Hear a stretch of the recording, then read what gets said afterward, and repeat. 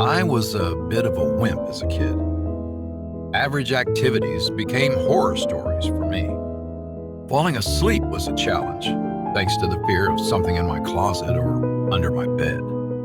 Thankfully, I grew out of all of them, all but one. When I stepped into the bathroom, I came face to face with the last remaining evidence of my childhood paranoia. The shower curtain hung motionless, obscuring anything that could have been on the other side. I chose to ignore it. If I could suck it up, use the restroom, and get out, maybe I wouldn't feel like a 5-year-old every time I needed to take a piss. As I lifted the toilet seat, I heard something that made me stop in my tracks. The unmistakable sound of thin plastic rustling. My head turned so fast my neck could have broken. It had to have been my imagination, but the terror had already set in. It was too late to go back to disregarding the curtain. My hand reached for the edge of the plastic.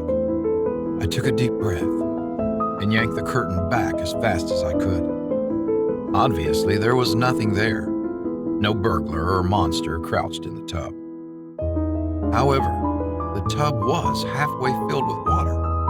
Ripples traveled through the water, but coming from the center of the tub, like something was in there disrupting the otherwise still pool. I pulled the drain, and the water spirals down. As soon as I closed the curtain, sloshing noises emanated from the other side. The tub was whole again. Tiny waves still made their way across the surface. I fixed my eyes at the end of the tub, took a moment to prepare, and then moved my hand for the drain for the second time.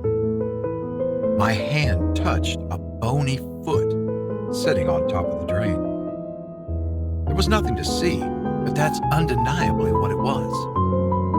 I jerk my hand away. The shock forces me backward, and my body slams onto the floor. The curtain whisked closed on its own. I sprint out of the bathroom as quickly as possible. I mentally regress.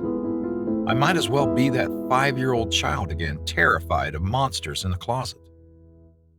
I jump into my bed and shove my face into the pillow. Wet footsteps moved across the tiled bathroom floor. I shirked underneath my covers, too paralyzed to move. I hid, hoping that my thumping heart wouldn't give me away.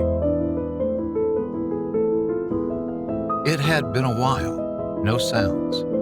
If there was ever going to be a time to make a run for it, that would have been the time. Turning onto my back, I exhaled and pulled the covers off of me. Wet strands of hair licked my face.